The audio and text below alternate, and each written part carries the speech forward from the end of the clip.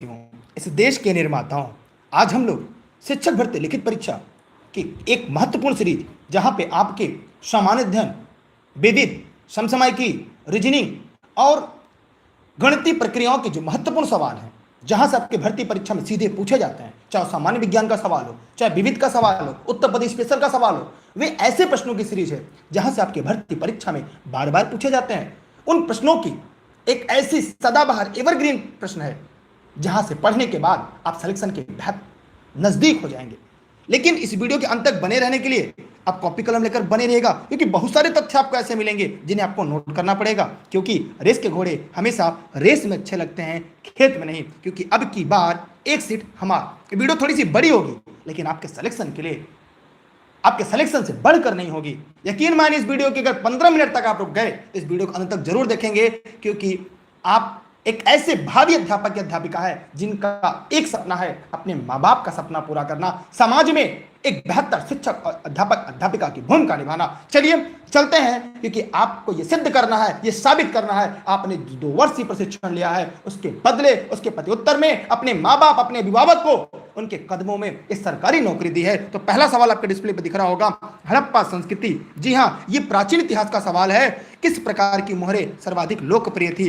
काफी इंपॉर्टेंट प्रश्न है जो बार बार पूछा जाता है आपकी भर्ती परीक्षा में। तो बताइए, बेलनाकार, अंडाकार, गोलाकार, चौकोर, या आपको यहां पर यह जो प्रश्न की सीरीज है, यहां पे जो सवाल है, ये कक्षा 6 की एनसीईआरटी का है। मैं आपको किताबें बताता चल रहा हूं, क्योंकि यह बहुत ही ऐसी प्रश्न है जो बार बार पूछी जाती है। यहां पे चौकोर थी, बहुत सारे लोगों का जवाब पूरी तरह से सही है। मोहरों पर विकसित मूर्ति कला के दर्शन होते थे। मोहरों का आकार चौकोर हुआ करता था, मतलब आयताकार। अगर प्रश्न में आयताकार आ जाए तब भी आप लोग लगाइएगा कि आयताकार भी था।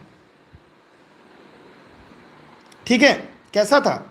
सॉरी, देखिए जरा आवाज़ साफ आ रही है क्या? 1 मिनट देख लीजिएगा आप लोग, आवाज़ साफ आ रही है? जितने लोग वीडियो को लाइव देख रहे हैं जरा कमेंट करके बताइएगा मेरी आवाज़ साफ आ रही है। देखिए यहाँ पर क्या था, आयताकार था। अब आगे बढ़ते हैं, इसके बारे में हम जानेंगे बहुत सारी बातें। मोहरें अधिकांशतः सिलखड़ी की बनी है।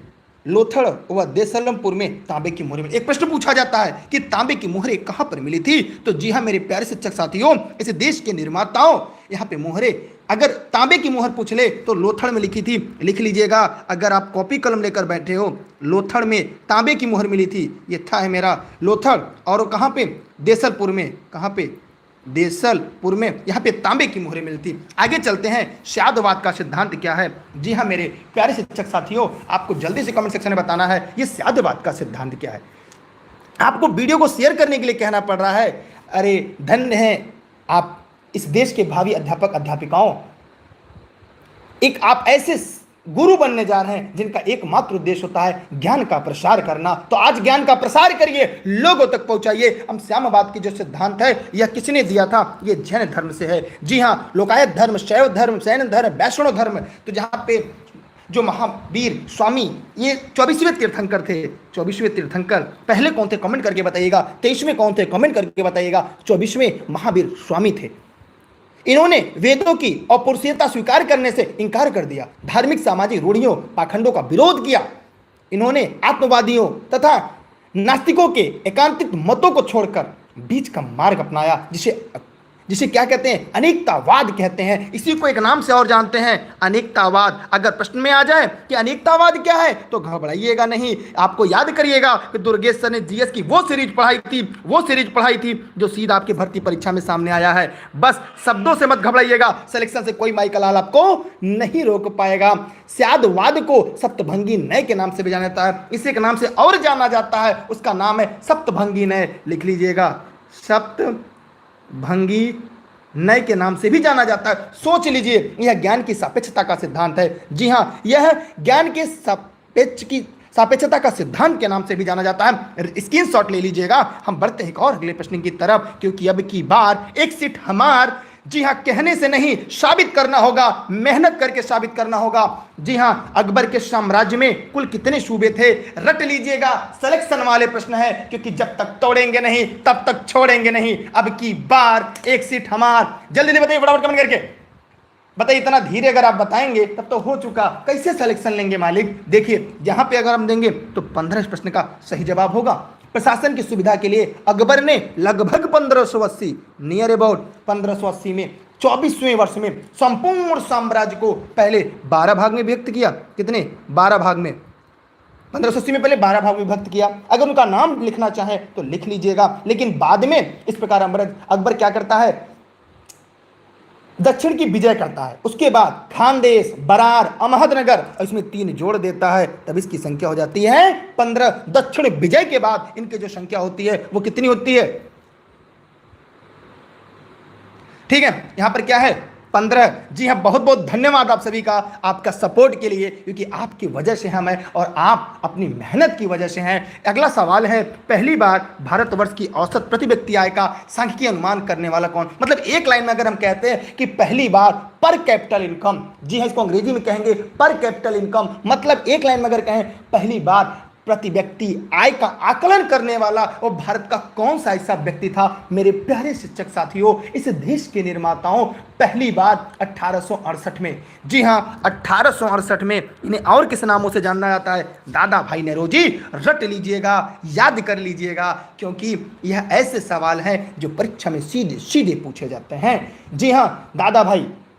बाकी अगर वैज्ञानिक अनुमान पूछ लेता तब क्या करते हैं? प्रथम वैज्ञानिक अनुमान। कितने ऐसे साथी हैं जो इस प्रश्न को जवाब दे लेंगे? जो नहीं जवाब देंगे वो इस वीडियो को शेयर करेंगे। प्रथम, जी हां, प्रथम वैज्ञानिक अनुमान कौन लगाया था? प्रथम वैज्ञानिक अनुमान। देखते हैं कौन बताता है इस प्रश्न का उत्तर। पहली बार भारत में यही प्रश्न में अगर पूछ देता प्रथम वैज्ञानिक अनुमान कौन लगाया था, तो बताइए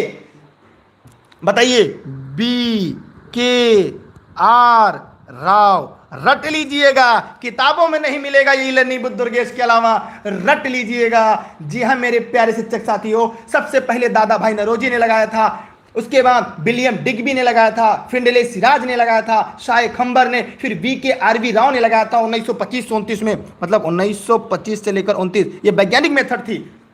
उसके बाद RC ने लगाया था। तो यहां पे ये सिलेक्शन वाले प्रश्न है, स्क्रीनशॉट करके रखिएगा, क्योंकि जब तक तोड़ेंगे नहीं तब तक छोड़ेंगे नहीं। अगला सवाल है आपके सामने, बंगाल विभाजन के षड्यंत्र का उद्देश्य क्या था? जी हां, यहीं पर कई प्रश्न आपके सामने आएगा कि बंगाल विभाजन दिवस के रूप में कब मनाया जाता है। यार जो जवाब देखो डबल शेयर, ठीक है, शेयर करें ना करें, लेकिन सिलेक्शन आपको लेना है यार, ऐसा कहीं कहते हैं आप लोग। बंगाल विभाजन एक एवरग्रीन टॉपिक है, बार बार पूछा जाता है। बंगाल विभाजन किसके समय हुआ था? तो लॉर्ड कर्जन के समय हुआ था। एक लाइन तो आपको याद हो गई कि लॉर्ड कर्जन के समय बंगाल विभाजन हुआ था। कब? 1905 में। किस तारीख को हुआ था? कमेंट करके बताइएगा। ब्रिटिश सरकार का वास्तविक उद्देश्य बंगाल विभाजन से राष्ट्रीय स्वतंत्रता आंदोलन को कमजोर करना था, क्योंकि बंगाल जो था उस समय राष्ट्रवाद का केंद्र माना जाता था। विभाजन के एक और कारण था, फूट डालो, राज करो, हिंदू मुसलमानों को तोड़ो। बंगाल असम नया प्रांत बनाया गया जिसमें मुसलमानों की जनसंख्या हिंदुओं से कम होगी। रट लीजिएगा, इस प्रश्न का उत्तर होगा राष्ट्रीय एकता आंदोलन को कमजोर करना, राइट आंसर। हिंदू मुस्लिम एकता को खंडित करना, राइट आंसर। नए राज्य में हिंदुओं को अल्पमत में लाना, इसका मतलब आलाप दीज। जहां पर उपयुक्त सभी आ जाए आप वहां पर 80% सही होता है। जीएस के सवाल में ये ई लर्निंग विद दुर्गेश का वादा है। अब उठा के कोई भी दुनिया की प्रैक्टिस से हल करिएगा, 80% आलाप द्विज या ए बी दोनों या ए सी दोनों जहां पे आ जाए रट्टा मार दीजिएगा, क्योंकि जब तक तोड़ेंगे नहीं तब तक छोड़ेंगे नहीं। अगला सवाल, निम्नलिखित में से एसआई, देखिए साइंस का सवाल, देखिए कितना बढ़िया विषय का कॉम्बिनेशन आपके सब्जेक्ट में है। ध्यान से देखिएगा, यहां पर एक शब्द दिया गया है, निम्नलिखित में से एसआई यूनिटों में कौन सी सही सुमेलित नहीं है? 3 है, 1 नहीं है। ये ट्रेंडिंग वाले सवाल है। देखिए, द्रव्यमान का केजी सही है, बल का न्यूटन सही है, कार का जो दाब का डाइन नहीं है, डाइन भूतनी वाला नहीं है भैया। ये दाब का जो है पास्कल है। क्या है? ये आपने कक्षा 6 के एनसीईआरटी में पढ़ा है, ये दाब में पास्कल है। जबकि सीजीएस पद्धति में, जी हाँ, अगर सीजीएस पद्धति में पूछता तब क्या होता? दाब का डाइन होता। अरे डाइन भूतनी वाला नहीं भैया, ये डाइन होता तब। ठीक है, अब तक साइक्लोट्रॉन किसको त्वरित करने के लिए प्रयुक्त किया जाता है? यह अगर आपने कक्षा 9 को पढ़ा होगा, रसायन विज्ञान, केमिस्ट्री, साइंस में, उसे जनरल साइंस में इसके बारे में दिया गया है, वो प्रोटॉन है। क्या है? प्रोटॉन। माने साइक्लोट्रॉन एक ऐसा त्वरण उपकरण है जिसके द्वारा प्रोटॉन के कण ड्यूटान आदि में उच्च वेग प्राप्त करते हैं। निम्न में से कौन सा कीट नहीं है? जल्दी जल्दी जवाब दीजिएगा। नहीं है माने कौन गलत है? 4 विकल्प में से एक ही सही है, बताइए जल्दी जल्दी। देखिए, डेली क्लास के लिए टेलीग्राम पर आप सभी लोग दुर्गेश सर सर्च करके जुड़ जाइएगा। यह वीडियो फेसबुक पेज, यूट्यूब पर निःशुल्क लाइव आपके लिए मिल रहा है, क्योंकि अब की बार एक सीट हमार। बताइए कौन सा किट नहीं है डेली क्लास में टाइम से लाइव आइए। मैं बार बार कहता हूँ सिलेक्शन लेना है मालिक। मच्छर किट है, खटमल है घरेलू, ये एक मकड़िया किट नहीं है, स्पाइडरमैन है, ये अरे क्रीडा का सदस्य है। इसके 4 जोड़ी माने 8 पैर होते हैं, मच्छर, खटमल और घरेलू मक्खी में ये कीट वर्ग है। इनमें 3 जोड़ी पैर होते हैं, इनमें 4 जोड़ी पैर होते हैं, 4 जोड़ी टांग, और इन कुल में 3 टांग होते हैं ना, 3 जोड़ी टांग, 6 टांग 8 टांग। ये पहचान है, जी हाँ ये पहचान है सिलेक्शन का। मशरूम क्या है, वाह वाह, मशरूम क्या है बताइए जल्दी से भैया। कितने ऐसे लोग हैं जिनको मशरूम नहीं पसंद है? मुझे तो पसंद है भैया, आप बताइए आपको पसंद है या नहीं। ये पौधा है, जीवाणु है, पशु है, कवक है। पशु तो हो ही नहीं सकता, पौधा जीवाणु कवक, अब बताइए जीवाणु भी नहीं हो सकता। अब आपको बताना है मशरूम एक कवक है, रट लीजिए, निःशुल्क क्लास है, देश हित में राष्ट्र हित में। यह अपघटन द्वारा अपना भोजन बनाता है। जीवाणु एक पौधा है जो अपघटक का कार्य करता है। जीवाणु क्या है? परपोषी जीव है। यह क्या है? एक परपोषी जीव है। रटिए, ये कहाँ? कक्षा 7 के विज्ञान में एनसीईआरटी में मिलेगा, कक्षा 7 एनसीईआरटी। आप लोग को सरकारी शिक्षक बनना है मेरे प्यारे शिक्षक साथियों, इस देश के निर्माताओं। जी हाँ मेरे प्यारे अध्यापक अध्यापिकाओं, अंत तक बने रहिए वीडियो के। संवैधानिक उपचार संविधान की आत्मा है, याद रखिएगा। यहाँ पे जो आत्मा शब्द है ये 3 तरह से प्रश्न आता है। कैसे कैसे आता है मैं बता दूं। पहले तो आता है अनुच्छेद 32 से, दूसरा आता है उद्देशिका। देखिए मैं तीनों लिखवा दे रहा हूं जो परीक्षा में आपको मिलेगा, और तीनों के बारे में बता दे रहा हूं। उद्देशिका, और तीसरा है भाग 3। आइए तीनों के बारे में बताता हूं। देखिए अगर अनुच्छेद पूछेगा, अनुच्छेद 32 भीमराव अंबेडकर लगाएंगे। अगर उद्देशिका मतलब अगर यह पूछेगा कि निम्नलिखित में से किसे भारतीय संविधान की आत्मा हृदय कहते हैं, उद्देशिका या प्रस्तावना। लेकिन अगर यह दोनों विकल्प में नहीं है और यह प्रश्न पूछ दे निम्नलिखित में से कौन सा भाग भारतीय संविधान की आत्मा हृदय कहलाती है, भाग 3 अनुच्छेद 12 से लेकर 35 तक फंडामेंटल राइट को भी कहते हैं, जो मैग्ना कार्टा एक्ट के नाम से जाना जाता था। लेकिन अब यह है कि परीक्षा में प्रश्न क्या पूछता है यह माने रखता है। लेकिन अगर यहां पर अंबेडकर शब्द का प्रयोग कर देगा, आर्टिकल 32 जिसे हम संवैधानिक उपचारों का अधिकार कहते हैं, यह 6ठे प्रकार का अधिकार है। वर्तमान में जो मूल अधिकार की संख्या है वो कितनी है बताइए? क्या वो पढ़ाने में कोई कमी लग रही है क्या? चलिए कोई बात नहीं, जितने लोग देख रहे हैं उतने लोगों ने लाइक तक नहीं किया, कोई नहीं। आगे चलते हैं अगले प्रश्न की तरफ। एक बहुत ही लाजवाब प्रश्न है, मैं चाहूंगा कि आप इसका जवाब जरूर दीजिएगा, जरूर दीजिएगा। 101वां संविधान संशोधन संबंधित है, जीएसटी अल्पसंख्यक दोनों से। क्या गजब का प्रश्न है, रट लीजिए, एवरग्रीन प्रश्न है। मेरा सवाल है कि जीएसटी का फुल फॉर्म क्या है, कमेंट करके बताइएगा। जीएसटी दिवस कब मनाया जाता है? कौन है ऐसा इस देश का भावी शिक्षक शिक्षिका, जल्दी से जवाब दे। जीएसटी दिवस कब मनाया जाता है? जी हाँ, जीएसटी दिवस 1 जुलाई को मनाया जाता है। जी हाँ 1 जुलाई को, रट लीजिएगा, क्योंकि अब की बार एक सीट हमार। जीएसटी का फुल फॉर्म बताइएगा सभी साथी यहाँ पे। देखिए भारतीय संविधान में 101वां संविधान संशोधन 8 सितंबर 2016 हुआ था। वस्तु एवं सेवा कर जीएसटी से। नीति निर्देशक तत्व कहां से लिया गया है? यह भारतीय संविधान के भाग 4 में है। कहां पर है? भाग 4 में है। और अनुच्छेद की बात करेगा तो भैया ये मैंने कई बार पढ़ाया है। ये आप लोग नोट्स लिए होंगे लेनी दुर्गेश का, ये सारी चीजें उसमें मिली होंगी। 36 से 51। और यह याद रखिएगा, यह कल्याणकारी राज्य की स्थापना करता है। यह एवरग्रीन प्रश्न जो परीक्षा में पूछा जाता है, यह आयरलैंड के संविधान से या आयरिश संविधान से लिया गया है। मेरे प्यारे शिक्षक साथियों, इस देश के निर्माताओं या आर्थिक लोक कल्याणकारी सरकार की बात करता है। याद रहे पंचायतों का गठन यहीं पर दिया गया है, अनुच्छेद 40 में, जो मैंने पढ़ाया भी था और आपके परीक्षा में भी हाल ही में जो परीक्षा हुआ वहां पर पूछा गया था। मैं बार बार कहता हूं, हम वही प्रश्न की सीरीज लेकर आते हैं जहां से परीक्षा में सवाल आते हैं। ई लर्निंग विद दुर्गेश की यही पहचान, आपकी सिलेक्शन है। उत्तर प्रदेश की द्वितीय राजभाषा उर्दू कब अपनाई गई? क्या गजब का सवाल है। ऐसे अगर देखा जाए राजभाषा, जी हाँ राजभाषा किस अनुसूची में दी गई है? तो राजभाषा किस अनुसूची में है? अनुसूची किस में है जरा कमेंट करके बताइएगा। अनुसूची 8 में दिया गया है। वर्तमान में कुल 22 भाषाएं हैं। मूल संविधान में कुल कितनी भाषाएं थी? कमेंट करके जवाब दीजिएगा। मूल संविधान में कितनी थी? याद रहे पहली जो भाषा है उत्तर प्रदेश की वह हिंदी है। वो क्या है? हिंदी है। क्या है? हिंदी। लेकिन इस प्रश्न का उत्तर क्या होगा? 1989 में उत्तर प्रदेश की द्वितीय जो भाषा थी वो उर्दू बनाई गई थी। जी हाँ मेरे प्यारे साथियों, अगला है, मैंने बताया था नहीं पूरा, यहाँ यूपी स्पेशल का सवाल है। उत्तर प्रदेश का राज्य की पक्षी क्या एकदम हलवा प्रश्न है। अगर आप नहीं बता पाते हैं तो इसका मतलब मेरा पढ़ाना बेकार है। जी हाँ, कमेंट करिएगा भैया। वर्तमान में अगर देखा जाए तो क्या है, देखिए ये तो भारत का है मेरे प्यारे साथियों, ये सारस पक्षी होगा। जी हाँ, इसे एक और नाम से जानते हैं। कमेंट करके जवाब दीजिएगा, कमेंट करिए, जवाब दीजिए। यार वीडियो को शेयर कर दीजिए, मुझे पैसा नहीं मिलेगा, लेकिन अगर आप एक शिक्षक हैं, अंतरात्मा से शिक्षक हैं, तो आपका काम है ज्ञान का प्रसार करना।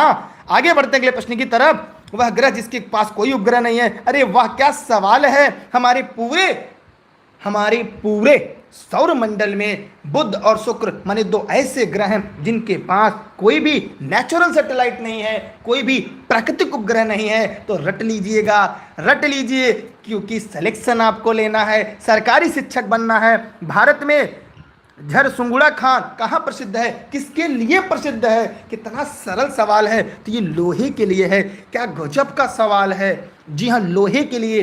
भारत में यूरेनियम कहाँ मिलता है, थोरियम के लिए मैं बता दूं। देखिए ये भारत का मैप है, मैं छोटा सा बना दे रहा हूँ। देखिए ये भारत का, यहाँ पे देखिए ये है अरब सागर। यहाँ पे कौन सा है, ये अरब सागर है, ये अरब सागर है, ठीक है। यहाँ पे केरला है। केरला के तट पर जो सागर का बालू है, वो बालू को कहते हैं मोनोजाइट। कौन सी बालू, मोनो। उसी मोनोजाइट बालू में थोरियम मिलता है। क्या मिलता है, थोरियम मिलता है। पृथ्वी की सर्वाधिक घनत्व कहाँ पर स्थित है। अरे बताइए मेरे प्यारे साथियों, यह हमारी ई लर्निंग विद दुर्गेश के नोट्स में होगा। अरे भैया, उसके लिए आप इस नंबर पर व्हाट्सएप करके जानकारी ले लीजिए। घर बैठे सभी 72 किताब पढ़ने से बढ़िया ई लर्निंग विद दुर्गेश की नोट्स पढ़ लीजिए। बाकी आपकी मर्जी। पृथ्वी में सर्वाधिक घनत्व माने डेंसिटी। तो देखिए, अगर पृथ्वी की आंतरिक संरचना की बात करें, इंटरनल स्ट्रक्चर आपकी बात, internal structure of the earth की बात करें, तो ये इस तरह से आपको मिलेगा, जिसमें पहला क्या है, सियाल, सीमा, नीफे। सबसे ज्यादा घनत्व सबसे निचवा ना है, सबसे निचवा गुड़वा में, पैरवा में, तो ये होगा नीफे। निकिल और फेरस से मिलकर बना है। हाँ, सबसे ज्यादा घनत्व नीफे में है, निकिल और फेरस। इसका घनत्व 13 से भी ज़्यादा है, 13.2 से भी ज़्यादा है। और क्रस्ट का घनत्व 2.54 औसत घनत्व है। पारिस्थितिकीय स्थायी मित्रता क्या नारा किससे संबंधित है। बहुत ही मजेदार सवाल है। चिपको आंदोलन का प्रणेता कौन है, नर्मदा बचाओ आंदोलन का प्रणेता कौन है, पिक्को आंदोलन का प्रणेता कौन है। यह ऐसा सवाल है। जी अनूप जी, बहुत ही सही। अनूप, कल्पना जी, एकता जी, सबनम जी, बहुत बहुत धन्यवाद। बहुत ही मजेदार सवाल। बस ऐसे लगे रहिए विकास जी, लगे रहिए, सिलेक्शन आपके घर तक आएगा। बस मेहनत में कमी मत होने दीजिएगा। मेहनत में कमी होगी, सिलेक्शन दूर हो जाएगा। यह चिपको आंदोलन की बात है। जी हाँ, चिपको आंदोलन, आप लोग गलती कर दिए। यह उत्तराखंड से शुरुआत हुई थी। उनके नाम बताइए कौन कौन थे। नर्मदा बचाओ, मेधा पाटेकर। अपिक्को आंदोलन क्या है, कमेंट करिए, जवाब दीजिए। आगे बढ़ते अगले सवाल के लिए। विकास जी ऐसे बने रहिए, सिलेक्शन आपके घर तक आएगा। बस मेहनत में कमी ना होने पाए। आप सरकारी शिक्षिका आप लोग जरूर बनेंगे। भारत में फसल उत्पादन के लिए मृदा में पीएच क्या होगा। पीएच मान अगर हम देखें तो ऐसे होता भैया, ये 0 होता, या ऐसे लिखेंगे, ये 0 होता है, ये 7 होता है, ये 14। इसको क्या कहते हैं, इसको क्या कहते हैं, 0 7 को क्या कहते हैं, 7 से 14 क्या कहते हैं। माने कौन अमली होता है, कौन छारी, कमेंट करके बताइए। नौकरी आपको ना करनी है। ये 6 से लेकर 7.5 तक होता है। सर्वाधिक शहरी जनसंख्या वाला प्रतिशत वाला राज्य क्या है। अब यहाँ पे गलती मत करिएगा। अब एक और मेरा सवाल कि 2021 की जनगणना, 2021 की जनगणना आजाद भारत की कौन सी जनगणना है। 2021 की जनगणना आजाद भारत की कौन सी जनगणना है, बताइए जल्दी जल्दी। आजाद भारत की कौन सी जनगणना है।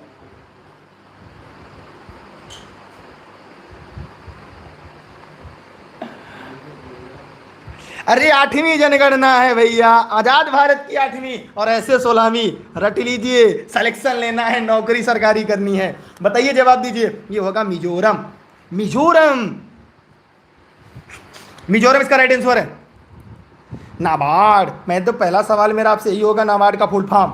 सबसे पहला सवाल नाबार्ड का फुल फॉर्म, सबसे पहला सवाल नाबार्ड का फुल फॉर्म।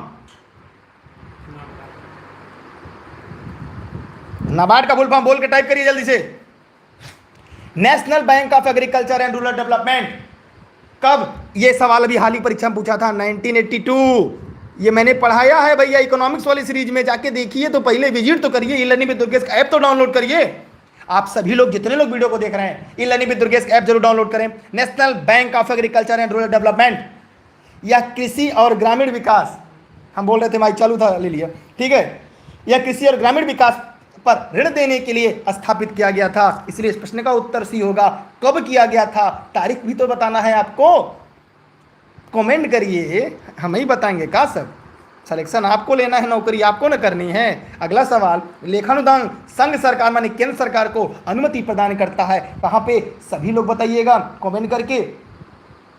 देखिए संविधान में अनुच्छेद 116 के अनुसार किसी भी वित्तीय वर्ष में अनुच्छेद 113 के अनुसार संचित निधि पर भारित पारित होता है, 114 पे विनियोग विधेयक पारित होता है। लेकिन जब सरकार को धन की आवश्यकता होती है तब वो लोकसभा से लेखानुदान के माध्यम से केंद्र सरकार को एक निश्चित अवधि में संचित निधि से धन निकालने की अनुमति देता है। इसलिए इस प्रश्न का सही उत्तर होगा डी। मैंने जितने साथी मित्रों ने इस प्रश्न का उत्तर डी बताया था वो सिलेक्शन के करीब जा रहे हैं। यहां पे गलती करिएगा, परीक्षा हाल में गलती मत करिएगा, ठीक है। चलते हैं एक और अगले प्रश्न की तरफ। प्रधानमंत्री नरेंद्र मोदी अपने यूएई यात्रा के दौरान कहां पर प्रथम हिंदू मंदिर की आधारशिला रखी? आइए करंट में भी पढ़ते चलिए। क्या गजब गजब के सवाल हैं मेरे साथियों। सिलेक्शन वाले जो सवाल आपको है, नजर तो आ रहे होंगे ना, नहीं आ रहे हैं? चलिए कोई बात नहीं, हम आपको नजर दिला रहे हैं। जी हाँ, इस प्रश्न का सही उत्तर होगा अबू धाबी। जी हाँ, अबू धाबी सही जवाब, राइट आंसर। पेनी पुल भारत के किस देश से जोड़ेगा? एकदम इंपॉर्टेंट करंट का सवाल है, सभी को जाना चाहिए। अरे भैया बांग्लादेश को। बांग्लादेश की राजधानी क्या है? म्यांमार की राजधानी जल्दी से बताइए। म्यांमार की राजधानी कमेंट करिए। श्रीलंका की राजधानी।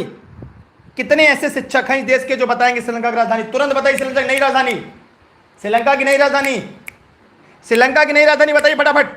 अरे इस देश के भावी अध्यापक अध्यापिका हो, अरे जल्दी बताइए, ऐसे सरकारी शिक्षक बनेंगे, बताइए जल्दी से। म्यांमार की बताइए, म्यांमार की, और श्रीलंका की बताइए। जी हाँ, एकता जी ने सबसे पहले जवाब दिया है, जयवर्धनेपुरम कोटा।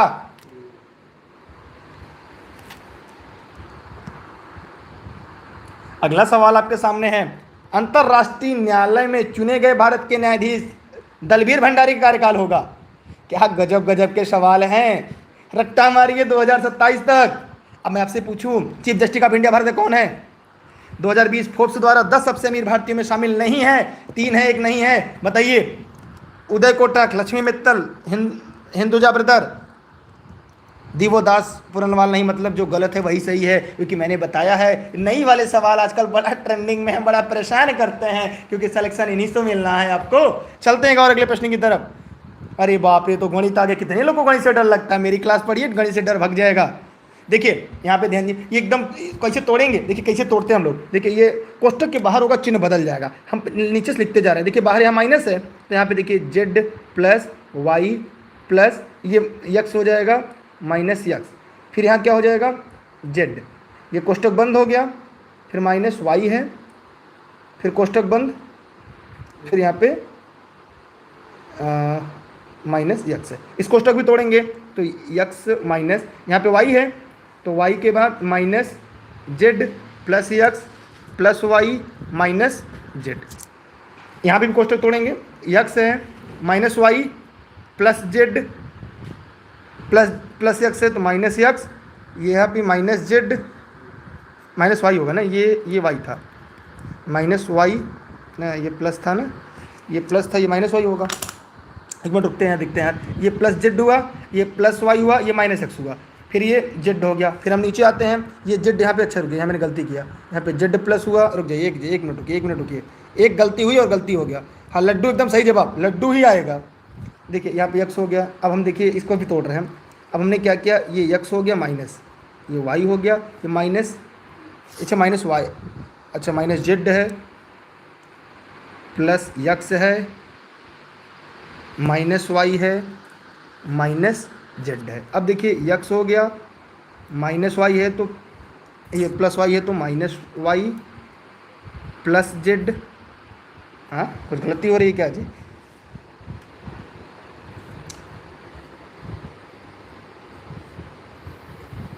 हाँ रुक जाइए, यक्स हो गया Y minus Z plus X minus Y. यहाँ पे देखिए यहाँ माइनस था तो यहाँ प्लस हुआ, ये यहाँ माइनस था ये प्लस हुआ, फिर हमने तोड़ा, फिर ये माइनस हुआ, अगली बार प्लस हो जाएगा। हाँ हाँ हाँ, देखिए यहाँ पे कुछ थोड़ी सी दिक्कत हो गई। दिक्कत क्या हुई, एक मिनट, गलती हो रही है, एक गलती हो गई, एक मिनट रुकिए, फिर से मैं हल कर रहा हूँ। अब आराम से, एक मिनट रुकिए, आराम से हल कर रहा हूँ, एक एक करके, एक एक करके मैं हल कर रहा हूँ पूरा, नहीं तो फिर गलती हो जाएगी हमसे। आप लोग कहेंगे सर को गणितीय नहीं आती क्या, जल्दबाजी के चक्कर में। देखिए यक्स हो गया माइनस बड़ा कोष्टक वाई माइनस मझला कोष्टक जेड। अब देखिए इसको तोड़ रहे हैं, माइनस है तो यहाँ पे जो ध्यान दीजिएगा, यहाँ पे सवाल थोड़ा सा यक्स यक्स है तो क्या हो जाएगा ये, minus X plus Y plus Z. सही है ना यहाँ तक सही है। यक्स माइनस ये वाई हो गया माइनस जेड है, तो ये जेड क्या हो जाएगा, minus plus X minus Y minus Z. ठीक है, ये वाई वाई यहाँ से कट गया, ठीक, वाई वाई यहीं से काट देते हैं, फिर बचा यक्स माइनस ये जेड है, ये माइनस जेड है तो प्लस जेड हो जाएगा क्या, और ये माइनस जेड का भी, ये माइनस यक्स, ये माइनस है, ये भी प्लस जेड हो जा रहा है, ये भी कट गया, दो जेड आ रहा है क्या, ये कुछ गलती हो रही है, कहीं चिन्ह का गलती हो रही है, टू जेड आ रहा है।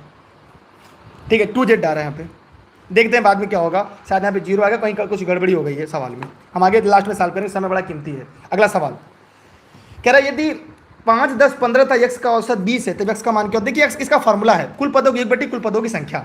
ठीक है, कुल पदों की योग बटे कुल पदों की संख्या। अब हम ध्यान से देखते हैं कैसे लगेगा। देखिए औसत कितना 20 है तो ये हो जाएगा 5 + 10 + 15 + यक्स। कुल पदों का योग कितना है 4, औसत कितना है 20, इसका बटे एक तिरा गुणा कर देंगे तो 15 15 5 20 20 हो जाएगा, 20 10 30 तो हो जाएगा 30 + यक्स 30 + यक्स बराबर ये 20 चौका 80, 30 प्लस उधर जाएगा माइनस, यक्स बराबर 80 - 30 तो यक्स बराबर कितना हो गया 50।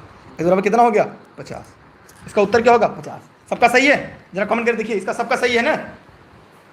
देखिए दो संख्याओं के में से 5:6 का अनुपात है, उनका लस्य 660 तो उनकी छोटी संख्या ज्ञात कीजिए। एकदम हलवा प्रश्न है, इसको कैसे निकालते हैं ध्यान दीजिएगा। हम जानते हैं कि अनुपात की संख्या इकाई यक्स है, तब संख्याएं 5x तथा 6x हो जाएंगी, ये तो आप तरीका जानते ही हैं। उसके बाद क्या होगा, यहाँ पे हम जानते हैं पहली संख्या मास गुणे लसा बराबर पहली संख्या में दूसरी संख्या, तो हो जाएगा 5x गुणे 6x बराबर पहली संख्या क्या है, ध्यान दीजिएगा, पहली संख्या हो गई मान लीजिए 660, दूसरी संख्या क्या होगी ए फॉर एप्पल। ठीक है, 6 से काटेंगे तो 6 का 6 का 0, 5 से काटेंगे तो कितना हो जाएगा, यहाँ पे 5 से काटे 110 हो, कितना होगा, ये हो जाएगा 22 ना। तो ए का मतलब छोड़ देते हैं अभी, मान लीजिए कोई संख्या नहीं है, तो यक्स बराबर क्या मिल गया आपको 22 मिल गया। बस अब मान रख दीजिएगा यहाँ पे,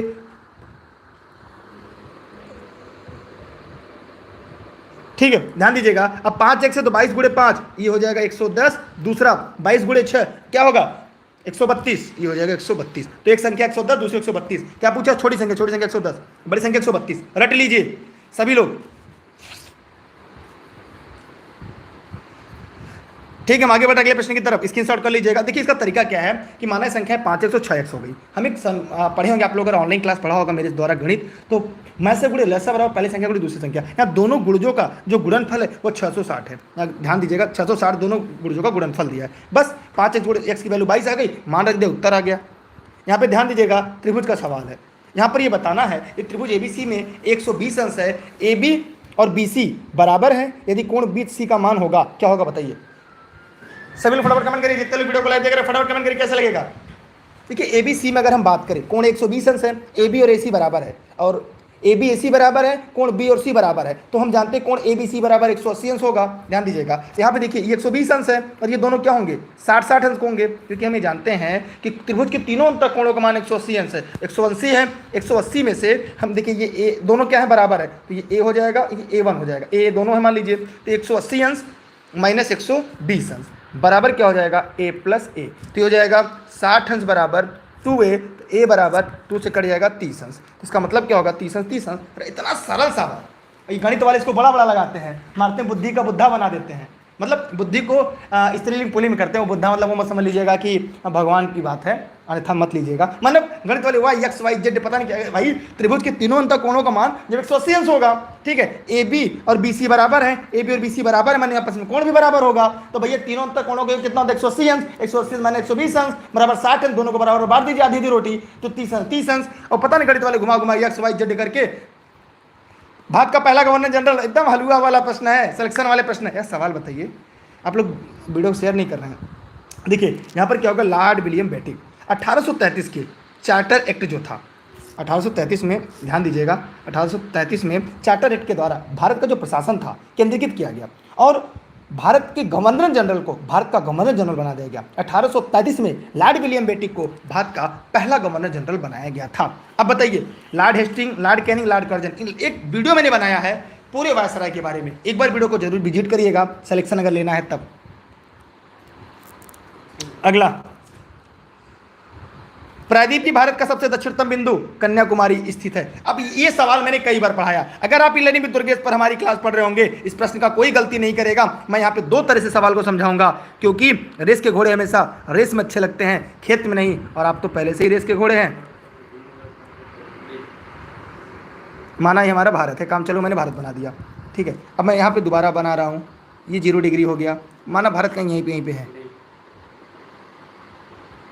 माना ये भारत है, बहुत अच्छा नहीं भारत है। अब कह रहा है दक्षिणतम बिंदु कन्याकुमारी कहाँ स्थित है, तो देखिए ध्यान से देखिएगा, कर्क रेखा के उत्तर में ये कर्क रेखा यहाँ गुजरता है, इसका मतलब ये गलत। भूमध्य रेखा के दक्षिण में, भूमध्य रेखा दक्षिण में, ये भी गलत। मकर रेखा के दक्षिण, मकर रेखा यहाँ पे दक्षिण में, ये भी गलत। भूमध्य रेखा के उत्तर में, कुछ लोग बार बार कमेंट करते हैं, देखिए यह बिंदु भारत का तो दक्षिणतम बिंदु है, ध्यान दीजिएगा, भारत का तो दक्षिणतम बिंदु है, लेकिन अगर हम पूरे पृथ्वी के सापेक्ष देखें, पूरे ग्लोब के सापेक्ष देखें, तो यहाँ पर उत्तर है, यहाँ पे ये उत्तर है, माने ग्लोब में उत्तर है और भारत के दक्षिण में है। जी हाँ, ठीक है यार, आप लोगों तक नहीं पहुंचाएंगे वीडियो को, नहीं शेयर करेंगे, चलिए कोई रट लिया आप लोग। अगला है, निम्नलिखित में से किस प्रकार के प्राकृतिक खतरों से मनुष्य को नुकसान पहुंचाने में सबसे अधिक संभावना होती है? जंगल में आग लग जाएगी, भूकंप आ जाएगा, ज्वालामुखी, अकाल और बाढ़ किससे होगी बताइए भैया जी, किससे होगी?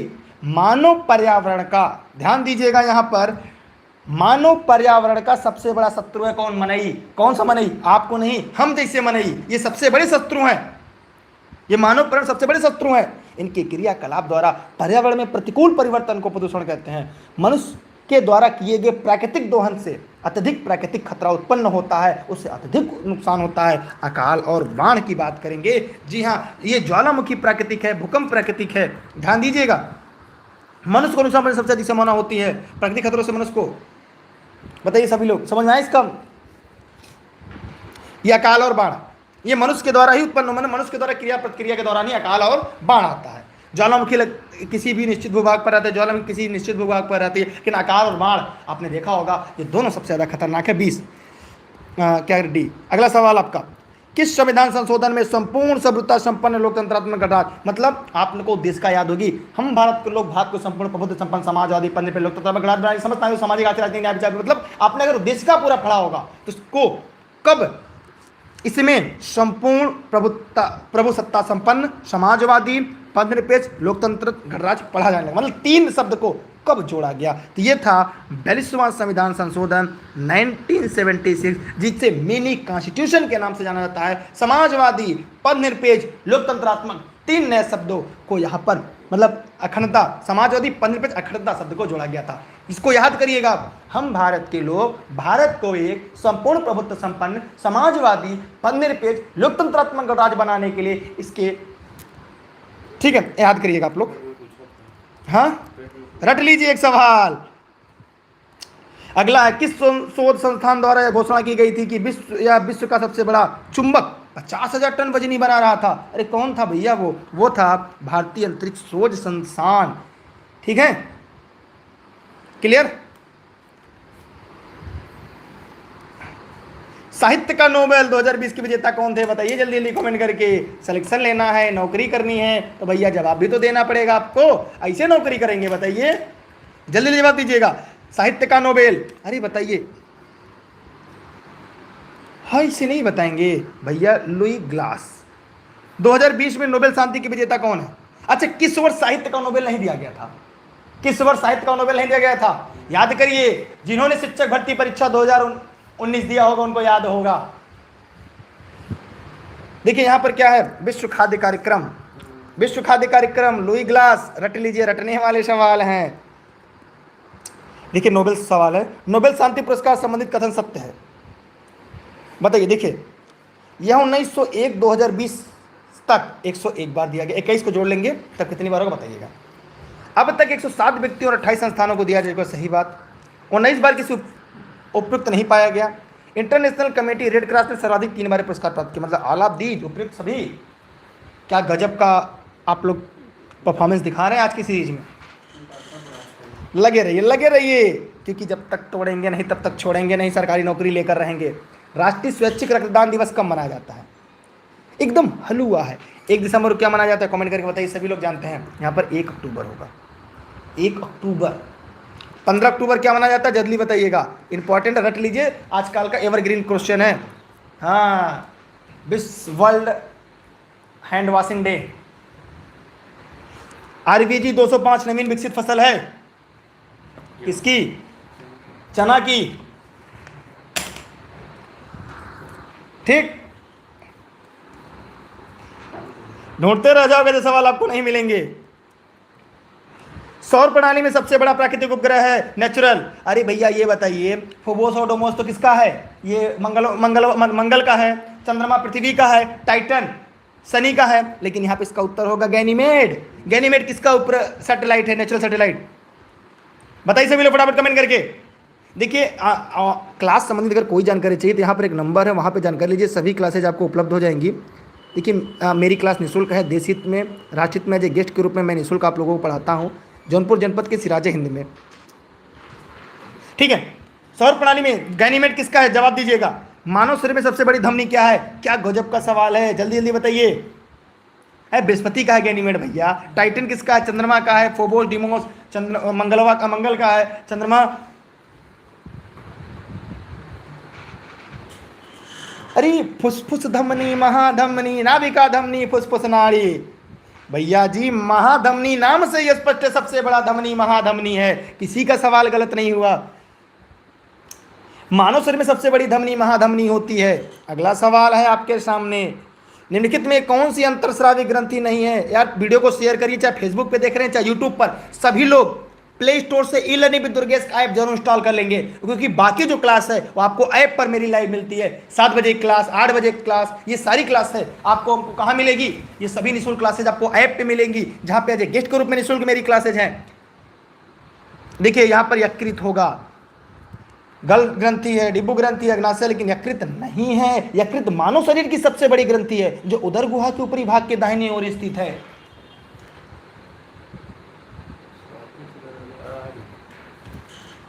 शरीर के किस भाग में हाइपोथैलेमस होता है? छोटी आंत, अग्नाशय, मस्तिष्क, हृदय। अरे भैया छुटकी आंतों में होता है ना? नहीं, मस्तिष्क में होता है। हाइपोथैलेमस होता है, जिसको कहते हैं यहाँ पे ये स्रावित हार्मोन्स, जो अनुस्रावी ग्रंथियों में हार्मोन्स निकलते हैं, उसको नियंत्रण करने का काम करता है, ये मस्तिष्क में होता है। अगला सवाल आपके सामने है, कर्णपटह अन्य नाम क्या है? कर्णपटह का अन्य नाम क्या है? कान का पर्दा। कान का पर्दा।